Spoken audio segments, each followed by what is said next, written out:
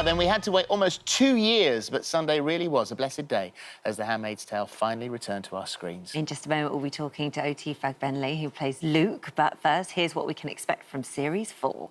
Oh, wow. Sorry, You're just watching so that, excited, aren't you? Oh, my goodness. OT Fagbenle, who plays Luke in The Handmaid's Tale, joins us now. Blessed day. Good morning. Blessed day to you guys. When we last saw you, you said the plans for Series 4 were crazy. So? Well, here it is, and you know, it's kind of come out a bit earlier in the States, and the reaction to it has been insane. I think a big part of it is they really switched things up this season, so you get to see characters in situations you never imagined to be, characters meeting who you never imagined to meet, and really like an expansion of this kind of dystopic world. So you think that this is the best series since Series 1. So obviously it's been out in the States and we don't want to spoil anything for anybody, but if you can give us anything, what can you Not too tell much, us? don't spoil it for me. Not too much, yeah, but enough. You know what it is I think, you know, June, Elizabeth Moss's character, has always kind of had this like burgeoning revolutionary in her, someone that's kind of like fed up with the way things are and really want change. And I think this season you get to see her really tear things apart in a way which is just kind of unexpected and mind-blowing and tragic and all the things you kind of expect from Handmaids. Well, she, obviously, at the end of the last season, rescued dozens of children, managed to get them to Canada, then she was shot. So we've got that to cope with at the beginning of this one. You're in Canada waiting. You haven't actually seen her since, was it episode 1? Yeah, not in real time. I see her in the flashbacks, but yeah, that's absolutely right. Since episode 1, you know, like many refugees in the real world, they've been separated from their families. And yeah, it's heartbreaking from her and the young girl who plays our daughter. Well, there's you, but there is the other love interest, Nick, as well. I mean, obviously, I imagine you are hoping that they rekindled their love and everything is okay. But there is no doubt that from the last time she saw him, so much has happened in her life that she's a changed person. Going through that sort of trauma is going to change her. Who's she more suited to? Yeah, it's a good point. Nick, played by the amazing Max Minghella, he's so talented. He's also a director and amongst other things. You know what? It's really interesting. And then, you know, a question of like, is there one true love? And who is the best person after someone's gone through a trauma? Is it the person you meet while being in that trauma? You know, trauma bonding is a phrase I've heard. Or is it, you know, your original love? And that's one of the things that I think is explored a little bit, with at least within June's self, is who's the better love for her? Mm. Well, June is Elizabeth Moss, who is executive producer and also has directed. So what's in this season? So what's that been like for you? You know, I imagine at some point someone was working with Quincy Jones or, you know, Salvador Dali or whatever, and was like, man, this person's a genius.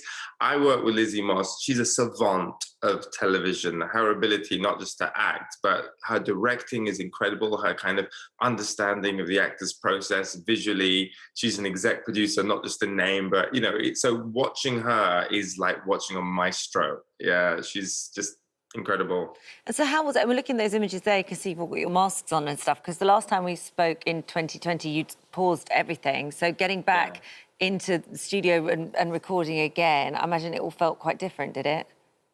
Yeah, I mean, it was pretty weird, you know, because you have to wear masks, apart from when we take it off to act, and then we put the mask back on and we're tested, COVID tested, that thing up your nose every, like, I must have literally done 300, 400 COVID tests since COVID started.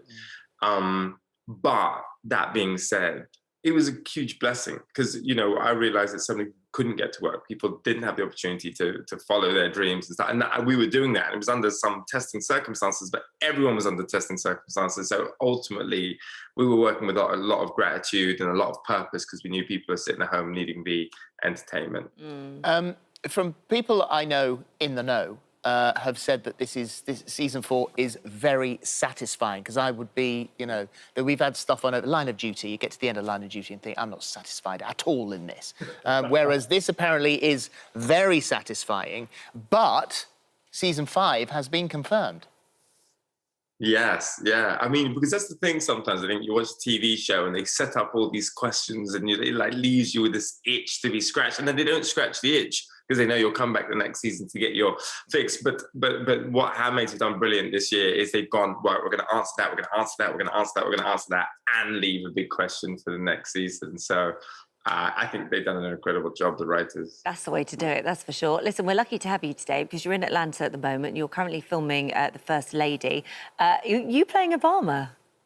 Yeah, I'm playing Barack Obama opposite Viola Davis, Queen Viola, as I call her. And, you know, I figured no pressure. You're only playing like one of the most loved people in the entire world. He's charming, intelligent. And so, you know, yeah, so I've just been trying to, you know, not become overwhelmed with that fact. So Viola is Michelle Obama, obviously, and so taking on something like this, an iconic figure, what sort of actor are you? One of the ones who goes, no, I'm going to do it my own way, he'll be my own Obama, or have you studied and studied thinking, right, OK, I'm going to be so close to this? No, I'm doing Obama Geordie, just to kind of like mix it up. Amazing! Didn't see that coming. Yeah, no, I've been studying him a lot. I feel like I know more about Obama than anybody should know about Obama. You know, I read all the books and blah, blah, blah, blah. So I've been studying the voice, of course, which is very, but he's got specific mannerisms. You know, I call he's got the old shaker, you know.